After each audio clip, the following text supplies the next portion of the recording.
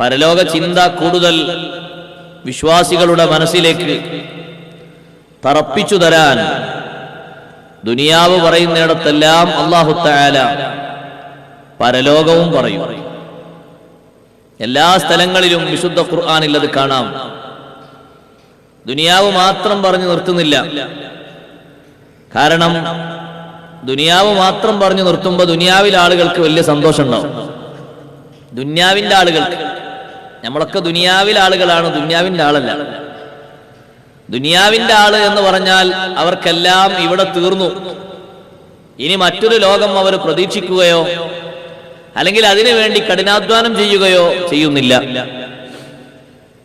ജീവിച്ചങ്ങനെ പോകുന്നു, കുറെ അതിനു വേണ്ടി സമ്പാദിക്കുന്നു. ഇനി എന്ത് എന്ന് ചോദിക്കുമ്പോൾ ഒരർത്ഥം കണ്ട ഉത്തരം പറയാൻ കഴിയാതെ എല്ലാം ഇവിടെ അസ്തമിച്ചു. അങ്ങനെ ഒരു പ്രവർത്തനമാണ് ഇന്ന് കണ്ടുകൊണ്ടിരിക്കുന്നത്.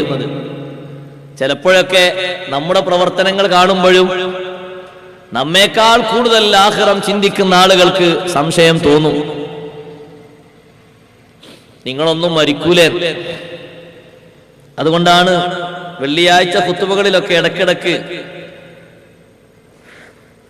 ഇബ്നു അബാത്തത്തുൽ മിസ്രി റഹ്മത്തുള്ളാഹി അലൈഹി അതളുന്നൂന അന്നകും ഫിദ്ദുനിയാ മുഖല്ലദൂൻ, അതളുന്നൂന അന്നകും ഫിദ്ദുനിയാ മുഖല്ലദൂൻ, നിങ്ങൾ കാലകാലം ഈ ദുനിയാവിൽ കഴിയും എന്ന ഒരു ധാരണ നിങ്ങൾക്കുണ്ടോ എന്ന ചോദ്യം ഇടയ്ക്കിടയ്ക്ക് ആവർത്തിക്കുന്നത് നമ്മുടെ മനസ്സിനെ ഒന്ന് ഉണർത്താനാണ്. അങ്ങനെ ആയിപ്പോകാൻ പാടില്ല. നിങ്ങൾക്ക് ഇവിടെ മാത്രമേ ജീവിതമുള്ളൂ എന്നുള്ള ഒരു കാഴ്ചപ്പാട് വരാൻ പാടില്ല. അങ്ങനെ ആകുമ്പോ പരലോകം മറന്നുപോകും. പരലോകം മറക്കരുത്. അവസാന സമയത്ത് വരുന്ന ആളുകൾ അവര് പരലോകം മറക്കുന്നവരാണ് എന്ന് ബഹുമാനപ്പെട്ട റസൂലുള്ളാഹി സ്വല്ലല്ലാഹു അലൈഹി വസല്ലം ഓർമ്മപ്പെടുത്തിയത് നമ്മെക്കുറിച്ചാവരുത്. പരലോകത്തെക്കുറിച്ച് നല്ല ഓർമ്മ എപ്പോഴും ഉണ്ടെങ്കിൽ അള്ളാഹുവിന്റെ മുന്നിൽ ചെന്ന് നിൽക്കുന്ന മനുഷ്യൻ അവിടെ വരുന്ന സാഹചര്യങ്ങളെക്കുറിച്ച് ഈ ദുനിയാവിൽ തന്നെ നല്ലോണം വിലയിരുത്തും.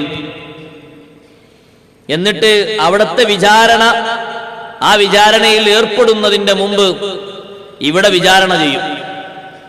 എന്നും ശരീരത്തെ വിചാരണ ചെയ്ത് ജീവിച്ചിരുന്ന മഹദിയാണ് ബീവി റാബിയത്തുൽ അദവിയ്യ റളിയല്ലാഹു അൻഹ.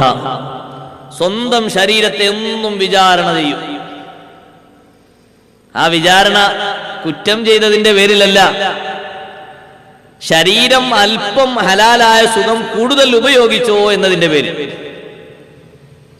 മഹദി കാര്യമായിട്ട് ഉറങ്ങാറുള്ളത് സുബ്ഹി നിസ്കാരവും കഴിഞ്ഞ് സൂര്യൻ ഉദിച്ചാൽ ഒരു ദുഹാന്റെ ടൈം, നല്ലോണം സൂര്യൻ ചൂടാകുന്ന ഒരു ടൈം വരെ കുറഞ്ഞ മണിക്കൂറേ ഉള്ളൂ, ഒന്നുറങ്ങും. ആ ഉറക്കത്തിൽ നിന്ന് എഴുന്നേറ്റ് തന്റെ ശരീരത്തോട് ചോദിക്കുന്നു, യാ നഫ്സു കം തനാമീൻ, എത്രയാണ് ശരീരമേ നീ ഉറങ്ങുന്നത്? നിനക്ക് അള്ളാഹുവിലേക്ക് പോകാനുള്ള ശരീരമല്ലേ? രാത്രി ഉറങ്ങാത്ത മഹദിയാണ്. പകലിൽ കുറഞ്ഞ സമയം ശരീരത്തിന് ഉറക്കം കൊടുത്തിട്ട് പിന്നെയും ശരീരത്തോട് ചോദിക്കാണ്, നീ ഇനിയും ഉറങ്ങാണോ? അത് വിചാരണാബോധം വളരെ കൂടുതൽ ആ മഹദിമാരിൽ ഉള്ളത് കൊണ്ടാണ്. പരലോകത്തെക്കുറിച്ചുള്ള ബോധം, പരലോകത്തെക്കുറിച്ചുള്ള ശരിയായ ബോധം തലക്ക് പിടിച്ച ഒരു മുഅ്മിൻ എല്ലാ സമയങ്ങളിലും ഒരു ലിമിറ്റ് അവനുണ്ടാകും. എല്ലായ്പ്പോഴും ഉണ്ടാകും ഒരു ലിമിറ്റ്, ഒരു പരിധിയും ഒരു പരിമിതിയും. ബഹുമാനപ്പെട്ട റസൂലുള്ളാഹി സ്വല്ലല്ലാഹു അലൈഹി വസല്ലം തങ്ങൾ പരലോകത്തെക്കുറിച്ച് ഏറ്റവും കൂടുതൽ വിചാരയും ചിന്തയും അറിവും ഉള്ള നേതാവായതുകൊണ്ട് തങ്ങൾ സ്വഹാബത്തിനോട് ചോദിക്കുന്ന ചോദ്യം, കൈഫ അൻഅമു വസാഹിബുൽ ഖർനി യൽതഖിമുഹു, ഞാൻ എങ്ങനെ സുഖിക്കും സ്വഹാബ? സാഹിബുൽ ഖർൻ, കാഹളം പിടിച്ച് നിൽക്കുന്ന മലക്ക് ഓർഡറും പ്രതീക്ഷിച്ച് നിൽക്കുകയാണ്. എപ്പോഴാണ് അള്ളാഹു ഓർഡർ തരുന്നത്? അപ്പോൾ ഒരു ഊത്തൂതിയിട്ട് മുഴുവൻ ഖറാബാക്കാൻ വേണ്ടി, ശൂന്യമാക്കാൻ വേണ്ടി അത് വായിലിട്ടുകൊണ്ട് കാത്തു നിൽക്കാൻ തുടങ്ങിയിട്ടുണ്ട്. ഞാൻ എങ്ങനെ സുഖിക്കാനാണെന്ന് സയ്യിദുനാ റസൂലുള്ളാഹി സല്ലല്ലാഹു അലൈഹി വസല്ലമ തങ്ങൾ ചോദിക്കുമ്പോ ഈ ദുനിയാവിലെ ഏതെങ്കിലുമൊക്കെ സുഖം നല്ല സുഖമായിട്ട് തോന്നരുത്, ഇതൊരു താൽക്കാലിക വിശ്രമ കേന്ദ്രമാണ്. ഇവിടെ ജീവിക്കാൻ നല്ല സുഖാണോ? ഒരു മുഅ്മിനായ മനുഷ്യനെ സംബന്ധിച്ചിടത്തോളം നല്ല സുഖമായിട്ട് ദുനിയാവ് തോന്നുന്നുണ്ടോ? എന്നാ നന്നായി പേടിക്കണം. സുബ്ഹാനല്ലാഹ്, ഇവിടെ നല്ല സുഖമായിട്ട് തോന്നുന്നുണ്ടോ? ഇവിടെ ആ സുഖങ്ങളൊക്കെ ത്യജിക്കാനും പരിമിതപ്പെടുത്താനും അതിലെല്ലാം ഒരു കൃത്യത വരുത്താനുമുള്ള കഴിവ് വിശ്വാസിക്ക് വേണം. ദുനിയാവിലെ ഏറ്റവും നല്ല കർമ്മങ്ങൾ ചെയ്യുന്നിടത്ത് ബഹുമാനപ്പെട്ട ഇമാമുന ശാഫിഈ റളിയല്ലാഹു അൻഹു, ഞാൻ ഈ ദുനിയാവിൽ തന്നെ നിൽക്കാൻ ആഗ്രഹിക്കുന്നത് രണ്ട് വിഷയങ്ങൾ ഉണ്ടായതുകൊണ്ടാണ്. ആ രണ്ട് വിഷയങ്ങളില്ലെങ്കിൽ നേരത്തെ തന്നെ പോകാൻ ഞാൻ ആഗ്രഹിക്കുമായിരുന്നു. രണ്ട് കാര്യങ്ങൾ ഉണ്ടായതുകൊണ്ട് ഈ ദുനിയാവിൽ കുറച്ചുകൂടി ഒക്കെ നിൽക്കാതിരിക്കുന്നത് തോന്നി. ലൗലാ മുദാക്കറത്തുൽ ഇഖ്വാനി ഫിൽ ഇൽമി വൽ ഖിയാമു ബിൽ ലൈൽ മാ അഹ്ബബ്തുൽ ബഖാഅ ഫീ ഹാദിഹി ദാർ. രണ്ട് വിഷയങ്ങൾ ഉള്ളതുകൊണ്ട് ദുനിയാവിൽ കുറച്ചൊക്കെ നിന്നോട്ടെ എന്ന് എന്റെ മനസ്സിങ്ങനെ പറഞ്ഞു. രണ്ടും വളരെയധികം അല്ലാഹു ഇഷ്ടപ്പെടുന്ന കാര്യങ്ങളായതുകൊണ്ട്, ഒന്ന് മുദാക്കറത്തുൽ ഇഖ്വാനി ഫിൽ ഇൽം, മുന്നിൽ വരുന്ന ആളുകൾക്ക് അറിവ് പറഞ്ഞു കൊടുത്തുകൊണ്ട് അങ്ങനെ നേരം കളയാം. അല്ലാഹു ഏറ്റവും അധികം ഇഷ്ടപ്പെടുന്നതാണല്ലോ. അതുകൊണ്ട് എനിക്ക് വല്ലാത്ത ഇഷ്ടായി. ആരൊരാൾ മുന്നിൽ വന്നാലും ഒരറിവ് ഷാഫി ഇമാം റളിയല്ലാഹു അൻഹു പകർന്നു കൊടുക്കുകയാണ്. പരിചയമുള്ള ആളാകട്ടെ ഇല്ലാത്ത ആളാകട്ടെ, ഒന്ന് അടുത്തു പോയിരുന്ന പോയവരൊക്കെ പറയും മുതലായിട്ട്, കണ്ടത് മുതലായി. വന്നിരുന്ന് 2 മിനിറ്റ് ആണെങ്കിലും അൽഹംദുലില്ലാഹ് ഒരു തഫ്സീറാണ് ഇപ്പൊ പറഞ്ഞത്. ഇതുവരെ ഞാൻ ആ തഫ്സീർ കേട്ടിട്ടില്ല. അങ്ങനെ ഷാഫി ഇമാം റളിയല്ലാഹു അൻഹുവിന് ആ മുദാക്കറത്തുൽ ഇൽമിന്റെ രസം, അറിവ് അന്വേഷിക്കുകയും പഠിപ്പിക്കുകയും ചെയ്യുന്നതിന്റെ രസം, അറസ്റ്റ് വരിച്ച നേരത്ത് വരെ ഷാഫി ഇമാം റളിയല്ലാഹു അൻഹു അത് കുളിരേകി. ഹാറൂൻ റഷീദ് ഒരു വിഷയത്തിൽ ഷാഫി ഇമാം റളിയല്ലാഹു അൻഹു അറസ്റ്റ് ചെയ്തു. പിന്നീട് ആ അറസ്റ്റ് രേഖപ്പെടുത്തിയതിന്റെ പേരിൽ മാപ്പ് ചോദിച്ചു. നിങ്ങളെ ഞാൻ അറസ്റ്റ് ചെയ്യാൻ പറ്റിയ ആളല്ല, നിങ്ങളെ ഒരു നിലക്കും ഒരു മിനിറ്റ് പോലും തടവറയിൽ വെക്കാൻ പറ്റിയ ആളല്ല. തടവറയിൽ അറസ്റ്റ് രേഖപ്പെടുത്തുന്നതിന്റെ മുമ്പ് വിശ്രമം ബഗ്ദാദിൽ കൊടുത്തപ്പോൾ ബഗ്ദാദ് വിട്ടു പോകരുത്, കോടതി വിളിക്കുമ്പോൾ ഹാജരാകണമെന്ന് പറഞ്ഞ് അവിടെ വന്ന് നിർത്തി. അപ്പോഴും മനസ്സിനെ വേദനിപ്പിക്കുന്നില്ല. മനസ്സിൽ ഏറ്റവും സന്തോഷം നൽകുന്നത് രാത്രിയും പകലും പഠിതാക്കൾ വരുന്നു. ബഗ്ദാദിൽ ഷാഫി ഇമാം റളിയല്ലാഹു അൻഹു എത്തിയെന്ന് കേട്ടപ്പോഴേക്ക് ഇമാമുൽ ആദം അബൂ ഹനീഫ റളിയല്ലാഹുവിന്റെ ശിഷ്യന്മാർ, ഇമാം മാലിക് റളിയല്ലാഹുവിന്റെ ശിഷ്യന്മാർ വിവിധ ഭാഗങ്ങളിൽ നിന്ന് കുതിച്ചു വരാൻ തുടങ്ങി. ഷാഫി ഇമാം റളിയല്ലാഹു അൻഹുവിനോട് അറിവ് അന്വേഷിക്കാൻ വേണ്ടി. അപ്പൊ അങ്ങനെ ഇരിക്കുന്ന ഷാഫി ഇമാം റളിയല്ലാഹുവിന്റെ മനസ്സിൽ ഒരു പ്രശ്നമില്ല, ഒരു വിഷയമില്ല. നിങ്ങളെങ്ങനെ ഒരു കേസിന് വേണ്ടി കൊണ്ടുവന്ന് ഒരു പ്രശ്നമില്ല. എന്തേ? മുന്നിൽ വന്നിരിക്കുന്ന ആളുകളോട് ഇൽമു പകർത്തി കൊടുത്തിട്ട് കിട്ടിയ ഒരു സന്തോഷം ഞാൻ ഈ ദുനിയാവിൽ കാണുന്ന വല്ലാത്തൊരു സന്തോഷം. അപ്പൊ ഞാൻ ഇങ്ങനത്തെ ഒരു അവസ്ഥയിലേക്കല്ലേ പോകുന്നത്? അത് എന്നെ അലട്ടുന്നില്ല. കാരണം ഇൽമു അത്രക്ക് കണ്ട് മഹാനവർകൾ സ്വീകരിക്കുകയും അത് പകർത്തി കൊടുക്കുകയും ചെയ്തു. രാവും പകലും ഉച്ച സമയം വരെ ദർസ് നടത്തുന്ന ശീലമായിരുന്നു ഷാഫി ഇമാം റളിയല്ലാഹുവിന്റെ ശീലം. രാത്രി പിന്നെയും ഉണ്ട്. എന്നാ പിന്നെ അങ്ങനെ ഒന്ന് അറസ്റ്റ് ചെയ്തു എന്നുള്ളതിന്റെ എന്തെങ്കിലും ദുഃഖമൊന്നുമില്ല. കാരണം മുന്നിൽ വരുന്ന ആളുകളെ കാണുമ്പോൾ മനസ്സിന് വിഷമമൊക്കെ പോകാണൊന്നുമില്ല. രണ്ടാമത്തൊരു വിഷയം ഈ ദുനിയാവിൽ നിൽക്കാൻ തോന്നിയത് വൽ ഖിയാമു ബിൽ ലൈൽ, രാത്രിയിലെ ഒരു പ്രത്യേക എഴുന്നേൽപ്പുണ്ട്. അത് രാത്രിയുടെ അവസാന ഭാഗത്താണ്, സുബ്ഹിക്ക് മുമ്പാണ്. ഈ രണ്ട് വിഷയങ്ങളും ഇല്ലെങ്കിൽ ഈ ലോകത്ത് ജീവിക്കാൻ തന്നെ എനിക്ക് ഇഷ്ടമല്ല. കാരണം ഇതല്ലല്ലോ യഥാർത്ഥ ലോകം. ഞാൻ പിന്നെ കുറച്ചു കാലം ഇവിടെ നിൽക്കട്ടെ എന്ന് കരുതിയത് ഇത് രണ്ടുള്ളതുകൊണ്ട്. ജീവിതത്തിന്റെ അവസാന ഘട്ടം വരെ ആ രണ്ടും നിലനിർത്തിയിട്ടുണ്ട്. മൗത്തിന്റെ മുമ്പും വിത്റും തഹജ്ജുദും നിസ്കരിച്ചിട്ടുണ്ട് ഇമാമുന ശാഫിഈ റളിയല്ലാഹു അൻഹു. ഒറ്റ ദിവസവും അങ്ങനെ അതിൽ നിന്ന് ഒഴിവില്ല. കാരണം ഈ ദുനിയാവ് കൊണ്ട് സുഖിച്ചത് അങ്ങനെ. അപ്പൊ അമലുകളെ കൊണ്ട് സുഖിക്കാനാണ് ദുനിയാവ്.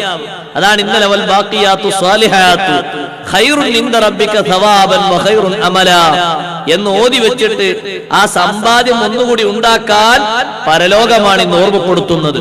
വയൗമ നുസയ്യിറുൽ ജിബാല വതറൽ അർള ബാരിസതൻ വഹശർനാഹും ഫലം നുഗാദിർ മിൻഹും അഹദാ. വയൗമ നുസയ്യിറുൽ ജിബാൽ, പർവ്വതങ്ങളെ നാം സഞ്ചരിപ്പിക്കുന്ന ദിവസം പറഞ്ഞു കൊടുക്കൂ നബിയെ. ആ ദിവസത്തെ ഒന്ന് ഓർമ്മപ്പെടുത്തി കൊടുക്കൂ. പർവ്വതങ്ങളെ പറപറത്തു. പർവ്വതങ്ങൾ എങ്ങനെ പറക്കാന്നുള്ളതിന്റെ ചെറിയ സിഗ്നലൊക്കെ നമുക്ക് കിട്ടി. വലിയ വലിയ മലകളിലെ വലിയ വലിയ പാറക്കല്ലുകൾ പൊട്ടി വീഴുന്നത് കണ്ടപ്പോ ഇതൊക്കെ ഇങ്ങനെ തന്നെ ആയിരിക്കും സംഗതി. ഇനി ഇതിനെക്കാലം കുറച്ചുകൂടി ഊക്കിൽ കൂട്ടിയാൽ മതി. സാമ്പിളാണ്, മൊത്തം അങ്ങനെ തരാൻ കഴിയില്ലപ്പോ. കാരണം അതിന് ഈ ഈമാനുള്ള ആൾക്കാരെ മൊത്തം ഇവിടുന്ന് കാലിയാക്കണം. ഇത് അവസാനത്തെ ഈ ഭൂമിയുടെ അവസാനം കുറിക്കുന്ന രൂപത്തിലുള്ള ഒരു അടയാളമാണ് വയൗമ നുസയ്യിറുൽ ജിബാൽ. ഒന്നല്ല, പലതും ഉണ്ട്. അതിന്റെ നേർചിത്രം കാണണമെങ്കിൽ സയ്യിദുനാ റസൂലുള്ളാഹി സ്വല്ലല്ലാഹു അലൈഹി വസല്ലം 3 സൂറത്ത് ഓതി പഠിക്കാൻ പറഞ്ഞിട്ടുണ്ട്. ഖിയാമത്ത് നാളിന്റെ നേർചിത്രം അറിയണോ? ഇദശംസു കുവ്വിറത് ഓതിക്കോളൂ. ഇദസ്സമാഉ ഫതറത് ഓതണം. ഇദസ്സമാഉ ശഖ്ഖത് ഓതണം. അതിൽ 3ലും ഉണ്ട് ആ ചിത്രം. അത് കൂടി പറയണേ ഇത് അവിടെ നിൽക്കേണ്ടി വരും. അതുകൊണ്ട് ഇദശംസു കുവ്വിറത്തിൽ ആദ്യം പറയുന്ന 6 അടയാളങ്ങൾ ഇവിടെ ലോകാവസാനത്തിന്റെ മുന്നോടിയായി നടക്കുന്നതാണ്. ഇദശംസു കുവ്വിറത്, സൂര്യഗോളം ചുരുട്ടപ്പെട്ട് കഴിഞ്ഞാൽ എപ്പോഴാ ഇത് ചുരുട്ടപ്പെടുന്നറിയും? അവസാനത്തെ മുഅ്മിനും പോയി കഴിഞ്ഞ ശേഷം. എപ്പോഴാ അവസാനത്തെ മുഅ്മിൻ പോവുക? ഇവിടുന്ന് എപ്പോഴാ തീരാ? അവസാനത്തെ മുഅ്മിൻ തീരുന്നത് 10 അടയാളങ്ങൾ വന്ന് ആ അടയാളങ്ങളിലെ ചില ഭാഗങ്ങളൊക്കെ ലാസ്റ്റ് ഘട്ടത്തിൽ വരുന്നുണ്ട്. അതൊന്നും അവിടെ പറയാൻ 10 അടയാളങ്ങൾ വന്ന് 10 അടയാളം ഒന്നായിട്ട് പറയില്ല കേട്ടോ, അങ്ങനെ വിചാരിക്കരുത്. അവിടെ വരുന്നത് ഇൻഷാ അല്ലാഹ് അവിടെ പറയാം.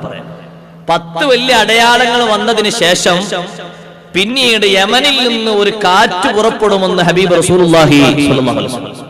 യമനിൽ നിന്ന് ആ കാറ്റ് ഇവിടെ എത്തുമ്പോ ഈമാനുള്ളവന്റെ മൂക്കിലും അവന്റെ ശരീരത്തിന്റെ ത്വക്കുഭാഗങ്ങളിലും ആ കാറ്റടിച്ച് വീശുന്നതോടെ ഈമാനുള്ള ആണും പെണ്ണും മൗത്തായി കഴിഞ്ഞു. പിന്നെ ഒറ്റ മുഅ്മിനുണ്ടാവില്ല. അപ്പൊ ഉസ്താദേ, എല്ലാവരും അങ്ങനെ പോയാൽ എന്താ പിന്നെ ആരാ ബാക്കി ഉണ്ടാകുക? പിന്നെ വലം യബ്ഖ ഇല്ലാ ശിറാറുൻ നാസ്, ദുഷ്ടജനങ്ങൾ മാത്രമേ ഇവിടെ ബാക്കി ഉണ്ടാകുള്ളൂ. ഫതഖൂമു അലൈഹിമുസ് സാഅ, പിന്നീട് ഖിയാമത്ത് നാൾ സംഭവിക്കുന്നത് അവരിലാണ്. ഈമാനുള്ളവരൊക്കെ പോയി. പക്ഷേ ഈമാനുള്ള ആൾക്കാരൊക്കെ പോയി എന്ന് പറയുമ്പോ ഇവിടെ അന്ന് ഒരു പക്ഷേ മരണപ്പെട്ടു പോകുന്ന ആളുകൾക്ക് തജ്ഹീസ് ചെയ്യാനും നിസ്കരിക്കാനും ഉണ്ടായിരുന്ന ആളുകൾ പലരും ആ ഏടിൽ നിന്ന് പുറത്താക്കപ്പെട്ടവരായിരിക്കും. കാരണം ഈ കൃത്യങ്ങളൊക്കെ ചെയ്യാനുള്ള ആൾക്കാരുണ്ടാകും. ഒരു പക്ഷേ പിന്നീട് അവർ മാറിയും, അല്ലെങ്കിൽ അവർ നേരത്തെ മാറിയിട്ടുണ്ടാകും, വേഷഭൂഷാദികളെ ഉണ്ടാകുള്ളൂ. പക്ഷെ ദുഷ്ടജനങ്ങളാ ഉണ്ടാകുക. അക്രമം ചെയ്ത് അരാജകത്വം ചെയ്ത് ജീവിക്കുന്ന മഹാ കഷ്ടത്തരമുള്ള ആളുകൾ മാത്രം. അവരിലാണ് ഈ സൂര്യഗോളം ചുരുട്ടപ്പെടുന്ന രംഗം വരുന്നത്. ആ പ്രതിഭാസങ്ങളൊക്കെ സംഭവിച്ചാൽ പിന്നെ ഒരൊറ്റ ഊത്ത്, ഒന്നാമത്തെ ഊത്ത്. സൂര്യഗോളം ചുരുട്ടപ്പെടാം. ഹാഫിദ് ഇബ്നു കസീർ ആ വിഷയം ഇങ്ങനെ അവതരിപ്പിക്കുമ്പോൾ പറയുന്നുണ്ട്, ജനങ്ങളൊക്കെ രാവിലെ മാർക്കറ്റൊക്കെ തുറന്ന് സജീവമായ ആൾക്കാരൊക്കെ കടകളിൽ ആളുകളൊക്കെ പ്രതീക്ഷിച്ച് നിൽക്കുമ്പോ പെട്ടെന്ന് സൂര്യഗോളം ചുരുട്ടി. എല്ലാവരും ഇങ്ങനെ നോക്കി നിൽക്കുമ്പോ ആ സൂര്യഗോളം അങ്ങോട്ട് അണഞ്ഞുപോയി. എന്തായിരിക്കും ഒരവസ്ഥ പകല് സമയത്ത്? അപ്പൊ പിന്നെ ബാക്കിയുള്ളതൊക്കെ ഇവിടെ കത്തൂലേ? ബാക്കിയുള്ളതൊക്കെ കത്തുന്നതിന് ഒരു പരിധി ഉണ്ട്. വൈദ്യുതി ഉൽപാദനല്ലേ, അതിനും പരിധിയുണ്ട്. സൗരോർജം വേണം, പരിധിയും പരിമിതിയൊക്കെ അതിനുണ്ട്. പിന്നൊക്കെ കഴിഞ്ഞ് പിന്നെ എല്ലാ ചാർജും തീരാനായി. നക്ഷത്രങ്ങൾ അതിന്റെ പ്രകാശകണികകൾ അസ്തമിച്ച ശേഷം തായോട്ട് ഉതിർന്നു വീണാൽ അത് മറ്റൊരു ചിത്രമാണ് അപ്പോൾ നടക്കുന്നത്. അതിൽ പറഞ്ഞ ഒന്നാണ് വഇദൽ ജിബാലു സുയ്യിറത്. ഇവിടെയും പറഞ്ഞല്ലോ യൗമൻ സുയ്യിറുൽ ജിബാൽ. വഇദൽ ജിബാലു സുയ്യിറത്, പർവ്വതങ്ങളെ നടത്തപ്പെട്ടാൽ. പർവ്വതങ്ങൾ എങ്ങനെ നടത്തപ്പെടുന്നത്? അതിന്റെ ആണിക്കല്ലുകൾ അതിന്റെ സ്ഥലങ്ങളിൽ നിന്ന് അല്ലാഹു പറിച്ചെടുക്കുന്നു. എന്നിട്ടതാ അന്തരീക്ഷത്തിലൂടെ പർവ്വതങ്ങൾ അങ്ങനെ പറക്കുന്നു. പറക്കുമ്പോ അപ്പുറത്തുനിന്ന് വരുന്നൊരു പർവ്വതവും ഇപ്പുറത്തുനിന്ന് പോകുന്നൊരു പർവ്വതവും കൂട്ടിമുട്ടുന്നു. പൊടിപടലങ്ങളാകെ പൊടിപടലങ്ങളാ. അതുകൊണ്ടാണ് അതിന്റെ ആ രൂപം തന്നെ സൂറത്തുൽ വാഖിയയിൽ പറഞ്ഞത്, ഇദാ റുജ്ജത്തിൽ അർളു റജ്ജാ വബുസ്സത്തിൽ ജിബാലു ബസ്സാ ഫകാനത് ഹബാഅം മുംബസ്സാ. പർവ്വതങ്ങളെ ബുസ്സത്തിൽ ജിബാലു ബസ്സാ, പർവ്വതങ്ങളെ തകർത്തു തരിപ്പണമാക്കപ്പെട്ടാൽ പിന്നെന്ത് സംഭവിക്കും? ഫകാനത് ഹബാഅം മുംബസ്സാ, വിതറപ്പെട്ട ധൂളികളായി മാറും. പിന്നെ യാഥാർത്ഥ്യങ്ങളായി കാണാനൊന്നുമില്ല. മറകളൊക്കെ അല്ലാഹു തആല നീക്കുകയാണ്. വൈദൽ ജിബാലു സുയ്യിറത് വൈദൽ ഇശാറു ഉത്തിലത്. 10 തികഞ്ഞ ഒട്ടകത്തെ നോക്കാൻ, 10 തികഞ്ഞ ജീവിയെ നോക്കാൻ ആളില്ലാത്ത സമയം വന്നാൽ, ഒട്ടകങ്ങളെയും കന്നുകാലികളെയും ഒന്നും ആൾക്കാർ നോക്കൂലെങ്കിലും ഒരു സമയത്ത് നോക്കും, പ്രസവിക്കാനായ. കാരണം പാല് കിട്ടും, കുട്ടിയെയും കിട്ടും. പക്ഷെ അന്ന് അത് നോക്കാനും ആളില്ല. ആളുകൾ മുഴുവനും ഭയപ്പാടിലായി, വെപ്രാളത്തിലായി. എന്താ സംഭവിക്കുന്നത്?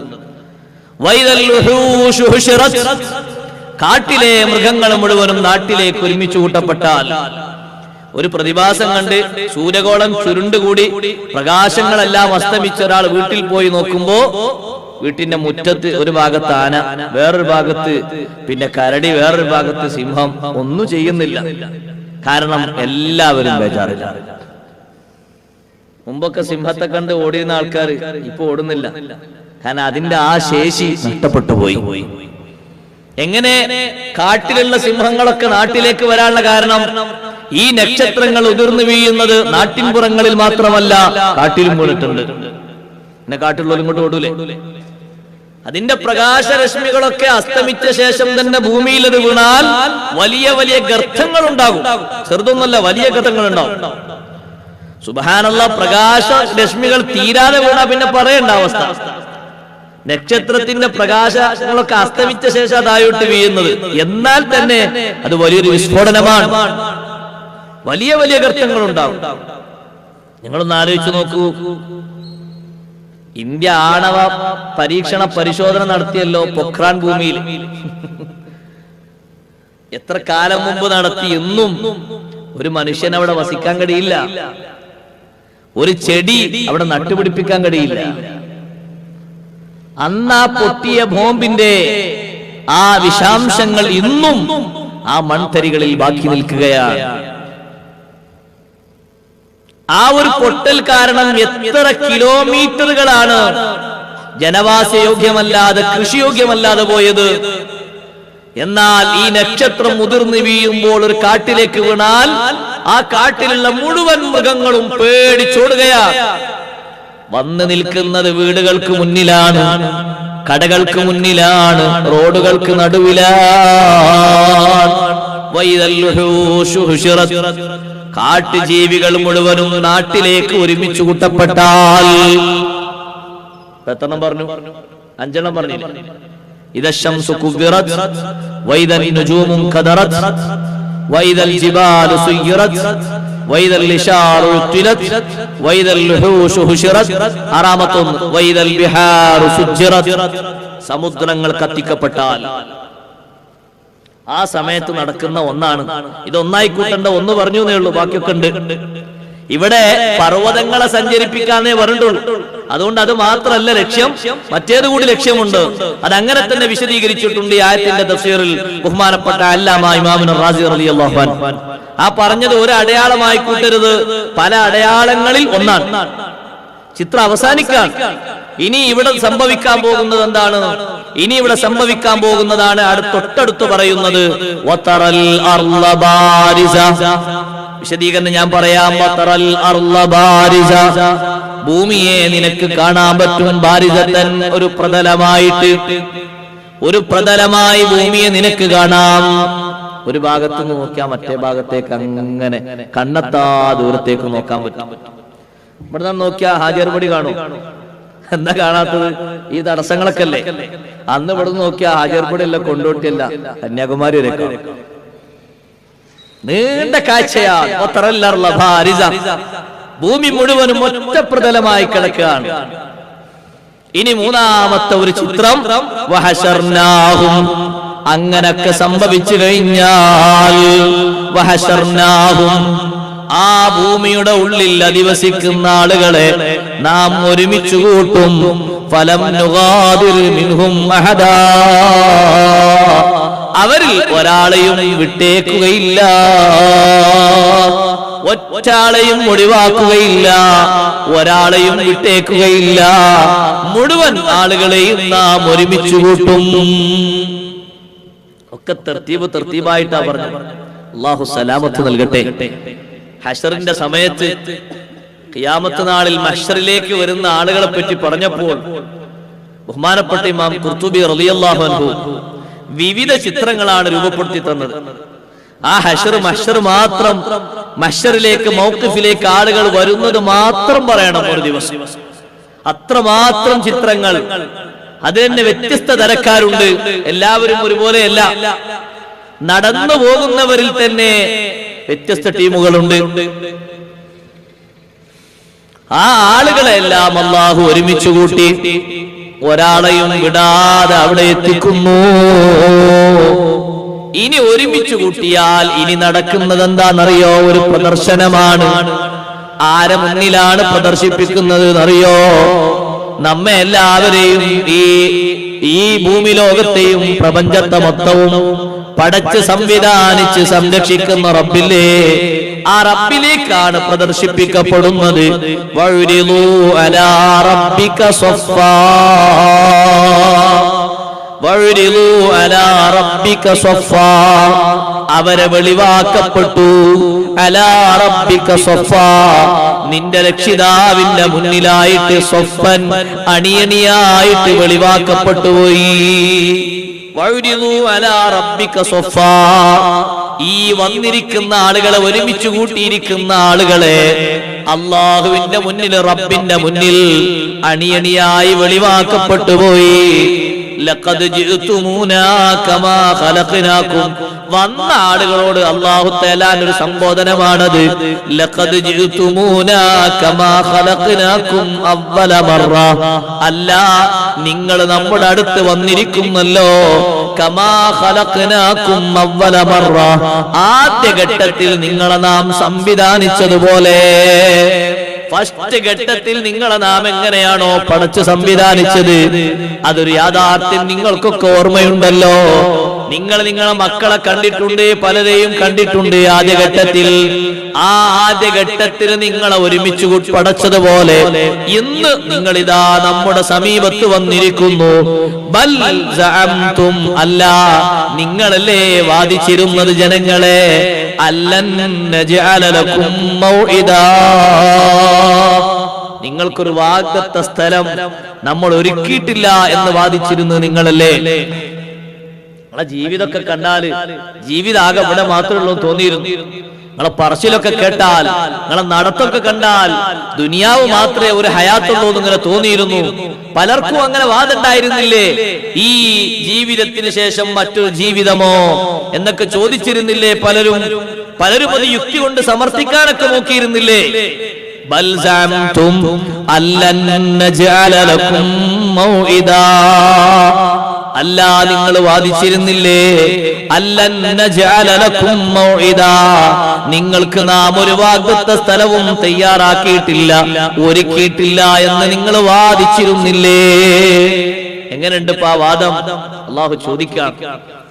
മഹ്ശറിലേക്ക് അങ്ങോട്ട് വെളിവാക്കിയ ശേഷം സംബോധന നടത്താൻ വരുന്നു യജമാനനായ റബ്ബ്. റബ്ബ് ആളുകളോട് സംഭാഷണം നടത്തുമ്പോ ഈമാനുള്ള മനുഷ്യന്റെ മനസ്സിൽ വരുന്നൊരു സന്തോഷമുണ്ട്. അള്ളാഹു നമുക്ക് ആ സന്തോഷം നൽകട്ടെ. അല്ലാഹു തആല ഇത് മാത്രമല്ല പറയുന്നത്, ഇത് ഫസ്റ്റ് ഘട്ടത്തിൽ പറയുന്നതിൽ ഒരു ചില്ലറ വാക്കുകളാണ്. വേറെയും ധാരാളം വിഷയങ്ങൾ പറയുന്നുണ്ട്. ഇനി ഹിസാബിന് വേണ്ടി ഉള്ള ഒരു ഒരുക്കത്തിലേക്കാണ്, ഹിസാബിന്റെ ഒരു വിഷയമാണ് അടുത്ത ആയത്തിൽ പറയുന്നത്. കാരണം അവിടെ നടക്കുന്ന വിഷയങ്ങളിൽ ഏറ്റവും വലിയൊരു വിഷയമാണല്ലോ ഹിസാബ്. അള്ളാഹു എളുപ്പം നൽകട്ടെ. വിചാരണയിൽ നല്ലോണം അങ്ങോട്ട് ആയത്തിൽ ചോദിച്ചാൽ കുടുങ്ങി എന്നാണ് നബി സല്ലല്ലാഹു അലൈഹി വസല്ലം പറയുന്നത്. വിചാരണ അല്ലാതെ പോകാൻ കഴിഞ്ഞാൽ, വിചാരണ കൂടാതെ പോകാൻ പറ്റുന്ന ആളുകൾക്ക് അങ്ങനെ പോകാൻ വേണ്ടിയിട്ട് നബിതങ്ങൾ ഒരു പ്രത്യേക ശഫാഅത്ത്, സയ്യിദുനാ റസൂലുള്ളാഹി സ്വല്ലല്ലാഹു അലൈഹി വസല്ലം തങ്ങൾക്ക് മുഖ്തസ്സായ പ്രത്യേകമായ ശഫാഅത്ത് 5 എണ്ണം ഉണ്ടെന്ന് ഇമാം ഖുർത്തുബി റളിയല്ലാഹു അൻഹു രേഖപ്പെടുത്തിയിട്ടുണ്ട്. ഇമാം ഖാദി ഇയാദ് റഹ്മഹുല്ലാഹ് പറഞ്ഞിട്ടുണ്ട്. ആ 5 ശഫാഅത്തിൽ ഒരു ശഫാഅത്താണ് വിചാരണ ചെയ്യാതെ അങ്ങോട്ട് കയറ്റണം എന്നുള്ള ഒരു വിഭാഗം. ഒരു വിചാരണ ചെയ്യാൻ പാടില്ല, അങ്ങോട്ട് കയറ്റണം. ആ ഒരു ശഫാഅത്ത് ഈ ഉമ്മത്തിലെ ഒരു പ്രത്യേക വിഭാഗം ആളുകൾക്ക് വേണ്ടി തങ്ങൾ നടത്തുന്നതാണ്. മൊത്തത്തിലുള്ള ശഫാഅത്തിന് ശേഷമാണിത്. അങ്ങനെ കിട്ടിയാൽ രക്ഷപ്പെട്ട ഒരു രക്ഷ ഉണ്ടാകൂല. ചോദിച്ച് ആറ്റിക്കുറുക്കി ചോദിച്ചിട്ട് ഉത്തരൊക്കെ പറഞ്ഞിട്ടുള്ള പോക്ക് അത് വല്ലാത്തൊരു സംഭവമാണ്. അതുകൊണ്ടാണ് ഈ വിചാരണയെ പറ്റി പറയുന്ന ആയത്ത് സഹോദരങ്ങളെ തീർത്തും നമ്മളെ ഇരുത്തി ചിന്തിപ്പിക്കുന്ന, നന്നായി ഈ ആയത്ത് ഓതുമ്പോഴേക്ക് പൊട്ടിക്കരഞ്ഞ് ആ കരച്ചിലിന്റെ ശബ്ദം ഏറെക്കുറെ ആളുകളിലേക്ക് കേട്ടിരുന്ന മഹാന്മാര് വരെയുണ്ട്. 49ാമത്തെ ഈ സൂക്തം ഓതിയിട്ട് ആ സൂക്തത്തിൽ സത്യനിഷേധികളും വേണ്ടതുപോലെ ആഖിറം ഉൾക്കൊള്ളാത്ത ആളുകളും വാവിട്ട് കരഞ്ഞിട്ട് പറയുന്ന ആ ശബ്ദത്തിന്റെ ധ്വനി ഇവിടെ പറഞ്ഞിട്ട് കരഞ്ഞിട്ട് കേൾക്കുന്ന ആളുകളോട് ഇനി നിങ്ങൾ ശബ്ദത്തിൽ കരഞ്ഞോളൂ, അല്ലാതെ മറ്റൊരു രക്ഷയുമില്ല എന്ന് പറഞ്ഞ മഹാന്മാര് വരെയുണ്ട്. എന്താണ് ആയത്തിൽ പറയുന്നത്? വവുളിഅൽ കിതാബ്, കിതാബ് വെക്കപ്പെട്ടു എന്ന് പറഞ്ഞാൽ അതിന്റെ അർത്ഥം വിചാരണ ചെയ്യാൻ സമയമായി, വിചാരണക്കുള്ള ടൈമായി. എല്ലാം ഉടനെയല്ല, വളരെ ദൈർഘ്യം അതിനിടക്കുണ്ട്. വിചാരണക്കുള്ള സമയമായി. വിചാരണക്ക് സമയമാകുമ്പോ ഫതറൽ മുജ്രിമീന മുഷ്ഫിഖീന മിമ്മാ ഫീ, വിചാരണ നടത്താൻ ഏടുകൾ നൽകപ്പെട്ടു കഴിഞ്ഞു. ആ ഏടുകൾ നൽകപ്പെടുന്ന നേരം ഫതറൽ മുജ്രിമീന, കുറ്റവാളികളെ കാണാം, മുഷ്ഫിഖീന മിമ്മാ ഫീ, ആ കിതാബിലുള്ള വിഷയങ്ങളെപ്പറ്റി ഭയവിഹ്വലരായി നിൽക്കുന്നത് കാണാം. മുഷ്ഫിഖീന മിമ്മാ ഫീ, ആ ഏടിലുള്ള കിതാബിലുള്ള വിഷയങ്ങളെപ്പറ്റി പേടിച്ചരച്ചറച്ചു നിൽക്കുന്നവരായി കാണാം. ആ പേടിയുടെ ഊക്ക് കൊണ്ട് വയഖൂലൂന, അവർ പറയും, യാ വൈലതനാ മാലി ഹാദൽ കിതാബ്. എല്ലാത്തൊരു വാക്കാണ് പറയുന്നത്. യാ വൈലതനാ മാലി ഹാദൽ കിതാബ്, എന്തൊരു കഷ്ടമാണിത്, എന്തൊരു കഷ്ടമാണ്. മാലി ഹാദൽ കിതാബ്, ഇതെന്തൊരു കിതാബാണ്, ഇങ്ങനെയും ഒരു കിതാബുണ്ടോ, ഇതൊരു വലിയ കിതാബാണ്. ലാ യുഗാദിറു സഗീറതൻ വലാ കബീറതൻ ഇല്ലാ അഹ്സാഹാ, ലാ യുഗാദിറു, ഈ കിതാബ് ഒഴിവാക്കിയിട്ടില്ലല്ലോ, കബീറതൻ വലാ സഗീറതൻ വലാ കബീറതൻ, ചെറുതും വലുതും ഒഴിവാക്കിയിട്ടില്ലല്ലോ, ഇല്ലാ അഹ്സാഹാ, എല്ലാം ക്ലിപ്തപ്പെടുത്തിയിട്ടല്ലാതെ, രേഖപ്പെടുത്തിയിട്ടല്ലാതെ, എണ്ണി കണക്കാക്കി വെച്ചിട്ടല്ലാതെ. അഹ്സാഹ എന്നതിന് വിവിധ തഫ്സീറുകളുണ്ട് സഹോദരങ്ങളെ. ടൈം അതിലുണ്ട്, സാക്ഷികൾ അതിലുണ്ട്, സ്ഥലം അതിലുണ്ട്, സന്ദർഭം അതിലുണ്ട്, സാഹചര്യം അതിലുണ്ട്, എല്ലാം അതിലുണ്ട്. അതൊക്കെ കൂടിയ വാക്കാണ് ഇല്ലാ അഹ്സാഹ. ചെറുതും വലുതും വിടാതെ മുഴുവനും രേഖപ്പെടുത്തി ഒരുമിച്ച് കൂട്ടിയ കിതാബാണല്ലോ മാലിഹാദൽ കിതാബ്. ഇവിടൊക്കെ പഴുതു പറഞ്ഞ് ദുനിയാവിലൊക്കെ പല പഴുതുകളും പറഞ്ഞ് രക്ഷപ്പെട്ടവർ ആ കിതാബിന്റെ മുന്നിൽ അടിയറവ് പറയുകയാണ്. അള്ളാഹു നമുക്ക് സലാമത്ത് നൽകട്ടെ. ആ കിതാബൊക്കെ കൊടുക്കുന്ന നേരത്ത് സഹോദരങ്ങളെ സന്തോഷിക്കുന്ന മുഖങ്ങളിൽ അള്ളാഹു പെടുത്തി തരട്ടെ. ആ കിതാബ് അങ്ങനെ കൊടുക്കുന്ന നേരം ആ സമയത്ത് തന്നെ കാണാം കുറ്റവാളികളുടെ അവസ്ഥ. കിതാബ് തുറന്ന് വായിക്കാൻ വേണ്ടി വിഷമിക്കുമ്പോ കിതാബിന്റെ ഒരു ഏട് അവരിങ്ങനെ തുറക്കുമ്പോ അവർക്ക് വായിക്കാൻ കിട്ടും. എല്ലാവർക്കും വായിക്കാൻ കിട്ടും. ഇവിടെ വായന അറിയാത്തവർക്കും അവിടെ വായിക്കാൻ കിട്ടും. ഇവിടെ ഒന്നും പഠിക്കാത്തവർക്കും അവിടെ വായിക്കാൻ അറിയും. ഒരു മറിച്ചു നോക്കുമ്പോഴേക്ക് ഒരൊറ്റ പേജ് നോക്കുമ്പോഴേക്ക് മുക്കല്ലഫായ ഒന്നാമത്തെ ദിവസം മുതൽ രേഖപ്പെടുത്തിയ സംഭവങ്ങൾ ഇത്ര കറക്റ്റായിട്ട് ഇതിലുണ്ടോ? എന്നാൽ പലതും ചിന്തിച്ച് വേദനിച്ചു പോകുന്നു.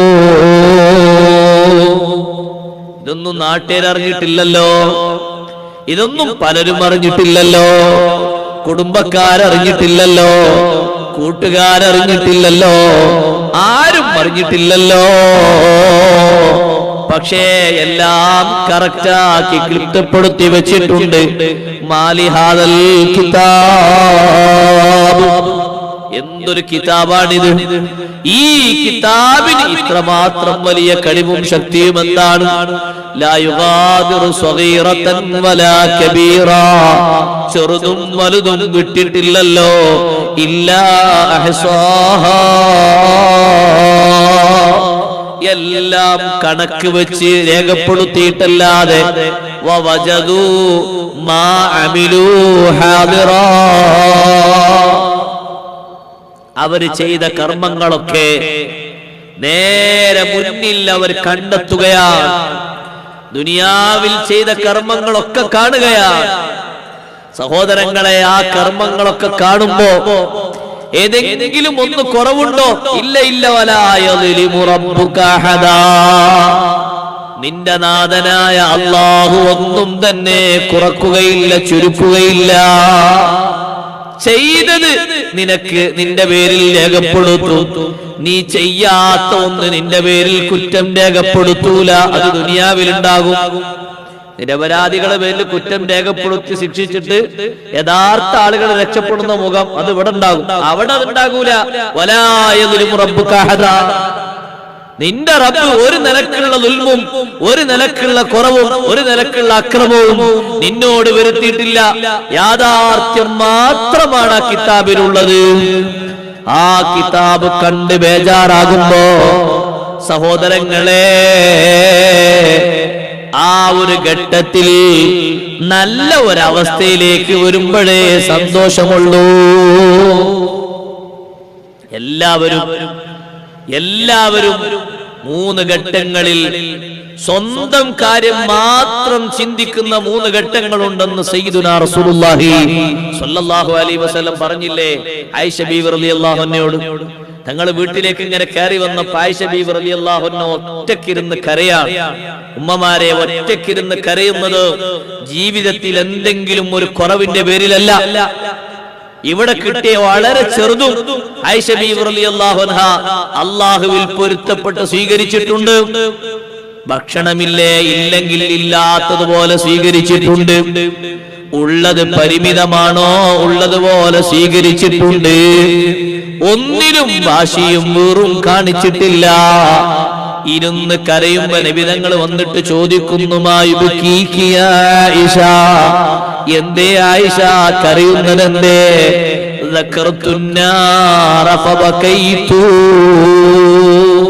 ഒന്നുമല്ലേ നബിയെ, നരകം ഇങ്ങനെ ഓർത്തപ്പോ കരച്ചിൽ വന്നുപോയി.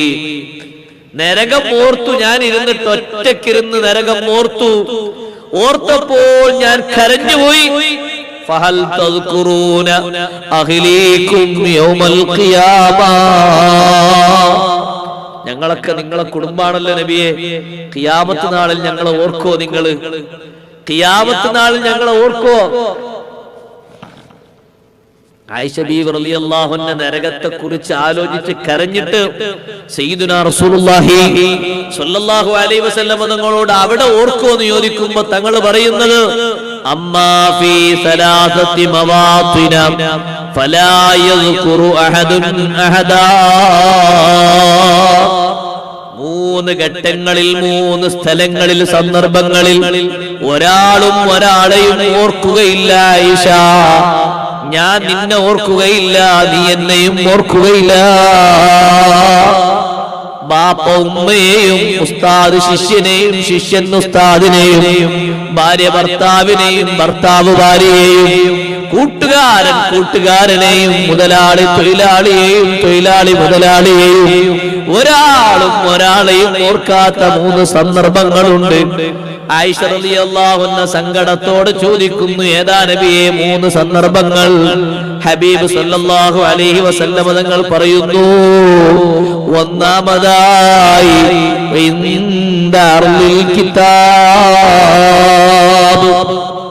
കിതാബ് നൽകപ്പെടുന്ന സമയം ഒരാളും ഒരാളെയും ഓർക്കൂല. കിതാബ് നൽകപ്പെടുന്ന നേരം, ഇതാ കിതാബ് വിതരണത്തിന് സമയമായി എന്നുള്ള അനൗൺസ്മെന്റ് വരുമ്പോഴേക്ക്, ആ അനൗൺസ്മെന്റിന്റെ ഹദീസാണ് ഞാൻ നേരത്തെ വായിച്ചത്, ഇൻഷാ അല്ലാഹ് വിശദീകരിക്കുമ്പോൾ വായിക്കും. ജനങ്ങളോടൊക്കെ അതിന് ഒരുങ്ങാൻ വേണ്ടി യജമാനനായ റബ്ബ് പറയുന്നു, അണിയണിയാക്കി അവരെ നിർത്തൂ എന്ന് മലക്കുകളോട് അല്ലാഹു തആല നിർദ്ദേശം കൊടുക്കുന്ന ആ ഒരു നേരല്ലേ, ആ ഒരു നേരത്തെ എല്ലാവരെയും മറന്നുപോയി, പരസ്പരം മറന്നുപോയി. കാരണം ആ ഒരു വിഷയം വന്നപ്പോഴേക്ക് ചിന്തയൊക്കെ മാറി. എന്താണ് ആ രംഗം നിങ്ങൾ ആലോചിച്ചു നോക്കൂ. ഇവിടെ ഒരു സാധാരണ കോടതിയിൽ വിധി പ്രഖ്യാപിക്കുന്ന ഒരു നേരമാകുമ്പോഴേക്ക് മനുഷ്യന്റെ വെപ്രാളം എത്രയാണ്. വിധി കേൾക്കാൻ കഴിയാതെ ബോധം കെട്ടി വീഴുന്നവരും, കുറ്റവാളിയായിട്ട് പോലും വിധി കേട്ടിട്ട് ബോധം കെട്ടി വീഴുന്നവരും ഒക്കെ ഇല്ലേ ദുനിയാവിൽ? വർഷങ്ങളോളം കുറ്റം ചെയ്ത് നടന്ന മഹാ തെമ്മാടിയാണെങ്കിലും ശിക്ഷ വിധിച്ചപ്പോഴേക്ക് ബോധം കെട്ടു പോയ രംഗങ്ങളില്ലേ? ആ കോർട്ടിൽ എന്തുണ്ടായിട്ടു എന്താ സഹോദരങ്ങളെ? അവിടെ എത്തിയിട്ട് ഇനി എന്തൊരു സംരക്ഷണം കിട്ടാനാ? ആ ഒരു രംഗം വരുന്ന സമയത്ത് ഓർമ്മ പോയി. പിന്നെ ഓർമ്മ വരുന്നത് എപ്പോഴാന്നറിയോ? വലത്തെ കയ്യിൽ കിതാബ് കിട്ടിക്കഴിഞ്ഞാൽ അപ്പൊ ഈമാനുള്ളവർക്ക് നല്ലൊരു ഓർമ്മ വരും. കുടുംബത്തെ കാണാനും അവരോടൊക്കെ പറയാനൊക്കെ സന്തോഷങ്ങളൊക്കെ പറയാൻ വലത്തെ കയ്യിൽ കിതാബ് കിട്ടി അൽഹംദുലില്ലാഹ് എന്നുള്ള ആ ഒരു സന്തോഷം തീർത്താ തീരാത്ത സന്തോഷം. അള്ളാഹു നമുക്ക് ഭാഗ്യം തരട്ടെ, അള്ളാഹു നമുക്ക് തൗഫീഖ് തരട്ടെ. നമ്മെ ബന്ധപ്പെട്ട നാമുമായി ബന്ധമുള്ള സർവ്വ മുഅ്മിനാത്തുകൾക്കും അള്ളാഹു തൗഫീഖ് തരട്ടെ. കിതാബ് അങ്ങനെ കൈയുയർത്തി വാങ്ങല്ലോ, അങ്ങനെയും കരുതണ്ട. കാരണം വിശുദ്ധ ഖുർആനിൽ പറഞ്ഞിടത്ത് മുഴുവനും ഉളിയൽ കിതാബു ഉത്തിയൽ കിതാബു അമ്മാമൻ ഉത്തിയ കിതാബു, കിതാബൊക്കെ ആ ടൈമിൽ നിശ്ചയിക്കപ്പെട്ട കൈകളിലേക്ക് വന്നു ചേരുകയാണ്. വലത്തെ കയ്യിൽ ആ കിതാബ് കിട്ടിയാൽ സന്തോഷവാനാണ്. വയൻഖലിബു ഇലാ അഹ്ലിഹി മസ്റൂറാ, അവന്റെ കുടുംബത്തെ അന്വേഷിച്ച് സന്തോഷവാനായി മടങ്ങും. ബാപ്പയെ കാണണം ഇതൊന്നു പറയാനാണ്, ഉമ്മയെ കാണണം ഇതൊന്നു പറയാനാണ്, ഭാര്യയെ കാണണം സന്തോഷം ഒന്ന് പറയാനാണ്. റിസൾട്ട് അന്വേഷിച്ച് മദ്രസയിലേക്ക് സ്കൂളിലേക്ക് പോകുന്ന ഒരു കുട്ടി നല്ല വിജയം കിട്ടിയിട്ടുണ്ടെങ്കിൽ വീട്ടിലേക്ക് ഒന്ന് പറയാൻ തത്രപ്പാട് കാണിക്കുന്നത് പോലെ, ജാഗ്രത കാണിക്കുന്നത് പോലെ അവിടെ വലത്തെ കയ്യിൽ കിതാബ് കിട്ടിയാൽ കുടുംബത്തെ കണ്ട് വിവരമൊന്ന് പറയാൻ മോഹം വരും. എന്നാലും ആ കിട്ടിയത് അടുത്ത ഘട്ടമാകുമ്പോഴേക്ക് മറന്നുപോകുന്നു. കിതാബൊക്കെ കിട്ടി മുന്നോട്ട് പോകുമ്പോ ഇനി അടുത്ത സെഷൻ വരുന്നുണ്ട്, ഇന്നൽ മീസാൻ. കിതാബൊക്കെ ഒന്ന് അളന്നു മുറിച്ചൊന്ന് തൂക്കാൻ വരുമ്പോഴേക്ക് മറന്നുപോയി. പിന്നെ അത് ഖനം കൂടുന്നുണ്ടോ ഇല്ലേ, ആ ഒരു പരിഭ്രമത്തിലാണ്. ഖനം കൂടി കിട്ടിയാൽ, ഹസനാത്തിന്റെ ഭാഗം ഖനം കൂടി കിട്ടിയാൽ വിശ്വാസിച്ച് വീണ്ടും സന്തോഷം വന്നു. ആ ഒരു ഘട്ടം വരുമ്പോഴേക്ക് പിന്നെ മറന്നു. ആയിഷ മൂന്നാമത്തൊരു ഘട്ടം സിറാത്തിന്റെ അടുത്തെത്തുമ്പോഴാണ് വിട്ടുകിടക്കുന്നത് വരെ, അപ്പുറത്തുന്നത് വരെ ഒരാളെയും ഓർക്കൂല. ആ മൂന്ന് ഘട്ടങ്ങളിലും അതുപോലെയുള്ള എല്ലാ സന്ദർഭങ്ങളിലും അല്ലാഹു സലാമത്ത് നൽകട്ടെ. സഹോദരങ്ങളെ, ഖിയാമത്ത് നാളിന്റെ പരലോകത്തിന്റെ ഈ ചിത്രം ഓർമ്മപ്പെടുത്തുന്നത് നന്നായി ഓർക്കാനും ചിന്തിക്കാനും നല്ലോണം ചിന്തിച്ച് മാറാനും ആഖിറത്തിലേക്ക് വേണ്ടി സമ്പാദ്യങ്ങൾ വർദ്ധിപ്പിക്കാനുമാണ്. തഫ്സീറുകളിലേക്ക് വരാം. വയൗമ നുസയ്യിറുൽ ജിബാല വതറൽ അർള ബാരിസാ. വയൗമ നുസയ്യിറുൽ ജിബാൽ, പർവ്വതങ്ങളെ നാം സഞ്ചരിപ്പിക്കുന്ന ദിവസം ഓർക്കുക. അത് പറഞ്ഞു കൊടുക്കൂ നബിയേ. പർവ്വതം അന്ന് ഏത് വേഗത്തിലാ ഓടുക എന്നറിയോ? പർവ്വതം സഞ്ചരിക്കുന്നു പറഞ്ഞില്ലേ, എത്രയാണ് അതിന്റെ വേഗത? വഹിയ തമുറു മർറ സഹാബ്.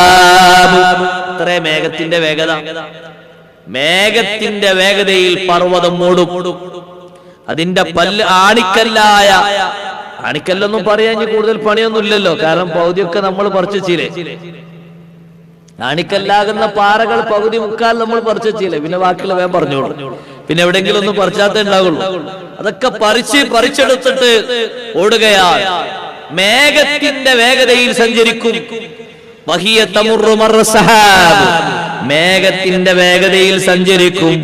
വല്ലാത്തൊരു സന്ദർഭമാണത്.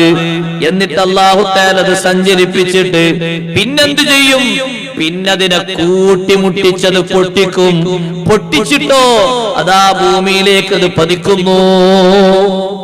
എവിടേക്ക് പോകും എന്ന് അള്ളാഹു പറഞ്ഞിട്ടില്ലല്ലോ. റാസി ഇമാം റളിയല്ലാഹു അൻഹു പറഞ്ഞു, എവിടേക്കാണ് ഈ സഞ്ചാരം എന്ന് പറയാത്തത് കൊണ്ട് അതിൽ നിന്ന് മനസ്സിലാകുന്ന ഒരു വിഷയം, ആ പർവ്വതങ്ങളെ കൊണ്ട് ആ പർവ്വതത്തെ ഇല്ലായ്മ ചെയ്യുകയും പർവ്വതത്തെ ഇല്ലായ്മ ചെയ്യുന്നത് മൂലം ഭൂമിയുടെ മുകളിൽ പൊങ്ങി നിൽക്കുന്ന എന്തെല്ലാം ഉണ്ടോ, മരമുണ്ട്, കെട്ടിടങ്ങളുണ്ട്, പലതും ഉണ്ട്, അത് മുഴുവനും സമനിരപ്പാക്കുന്നു.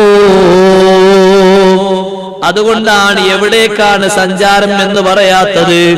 ആയത്തിൽ അത് പറഞ്ഞിട്ടില്ല. ലൈസ ഫീ ലഫ്ലിൽ ആയത്തി മാ യദുല്ലു അലാ അന്നഹാ ഇലാ ഐന തസീറു, എവിടേക്ക് സഞ്ചരിക്കും എന്ന് അറിയിക്കുന്നത് വന്നിട്ടില്ലല്ലോ.